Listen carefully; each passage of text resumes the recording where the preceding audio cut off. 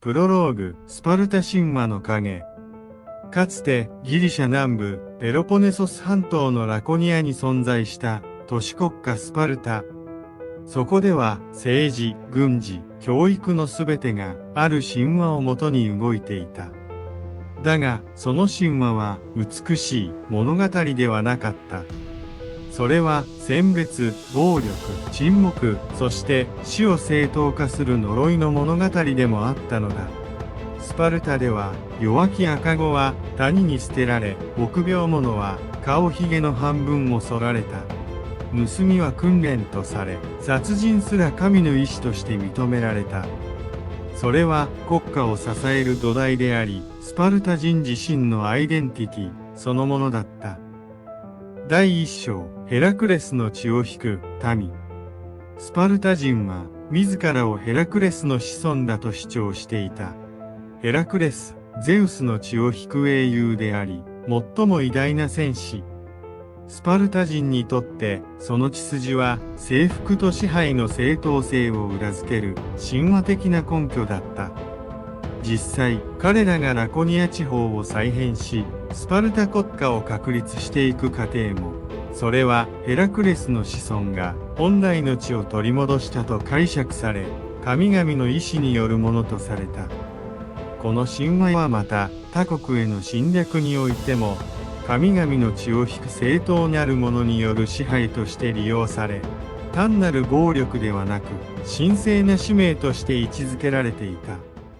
第2章、双子の王星と神の名のもとに。スパルタにはギリシャでも珍しい2人の王がいた。この制度の起源もまた神話にあるスパルタ神話に登場する双子の神、カストールとポリュデウケース。この2柱はディオスクロイ、双神の子と呼ばれ、スパルタの守護神とされていた。この伝承に由来して、スパルタでは2人の王が同時に統治し、戦争と宗教、内政と軍事のバランスを担っていたのだ。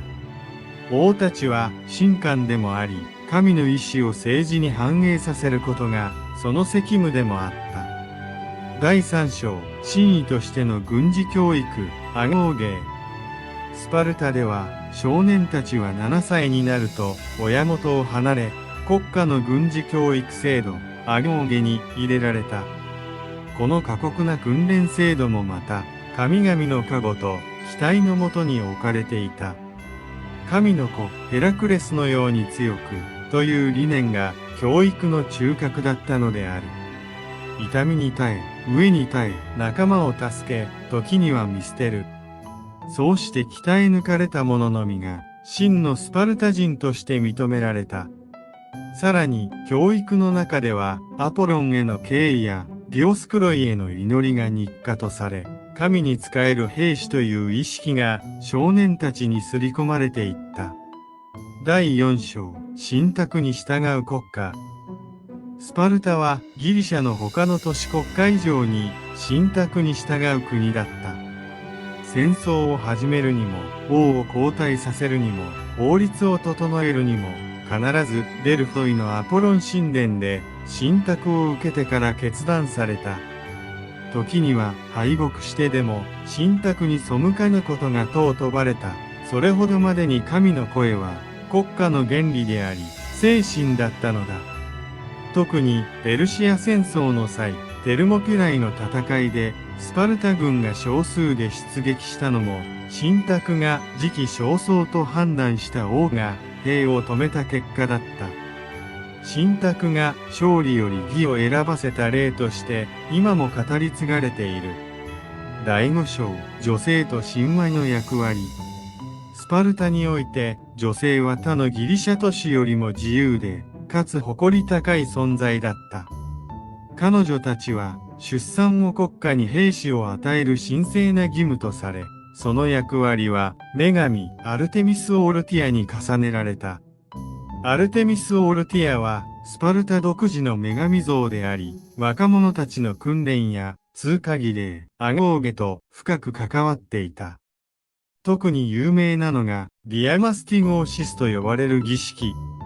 少年たちがアルテミス神殿で鞭打ちを受けることで神への奉納とし、耐久と忠誠を示すものだった。この信仰は少年教育、苦痛の儀式、女性の締結、出産の守護といった多面的な役割を担い、スパルタにおいてアルテミスは国の育成理念を象徴する存在となっていた。また、女性たちにも身体鍛錬や競技訓練が奨励されており、最大のミッションである出産のため、肉体を鍛え、母として、戦士として、神の意志に従う者としての意識が育まれていた。スパルタの女性たちは、神の加護と力を宿す者として、社会における精神的支柱でもあった。一方、男性戦士たちは、戦争の神アレスを深く崇拝し、戦死することは神に選ばれた者としての名誉であり、アレスのもとへ帰るとすら考えられていた。第6章、神話の名のもとに許された狂気。スパルタでは、神々の意志という名のもとに、現代から見れば狂気とも言える制度が数多く正当化されていた。新生児は生まれてすぐ、下論、長老会による検査を受け、不完全と判断された子供は、タゲトス山の斜面へと遺棄された。それはヘラクレスのような強き戦士の血を守るための神の選別とされた。結婚制度もまた異様だった。戦死することが多かったため、一妻多夫が存在し、優秀な兵士たちが一人の女性と順番に交わり、強い子供を産むことが推奨された。恋愛も結婚も全ては国のため、神の意志のもとに置かれた生殖行為だった。少年たちは空腹を満たすために盗みを働くことが奨励された。ただし見つかれば激しい鞭打ちが待っていた。重要なのは盗むことではなく見つからないこと。それが戦場で生き延びる技術として教えられたのだ。さらに過激なのはクリュクテイヤ。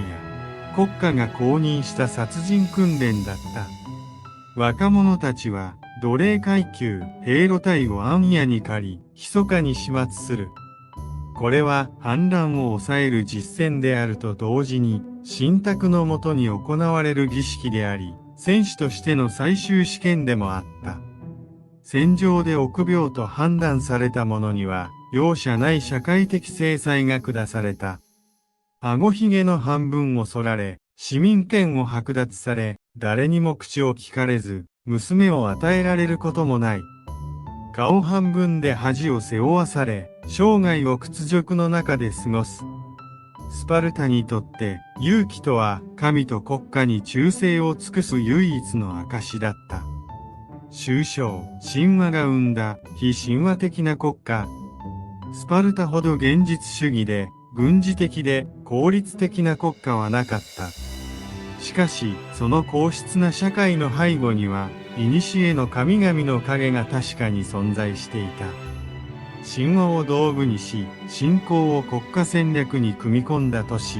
それがスパルタという奇跡の国家だった。そして今もなお我々は問う。神話に導かれた国家は果たして幸福だったのか。それとも神話に呪われた国家だったのか。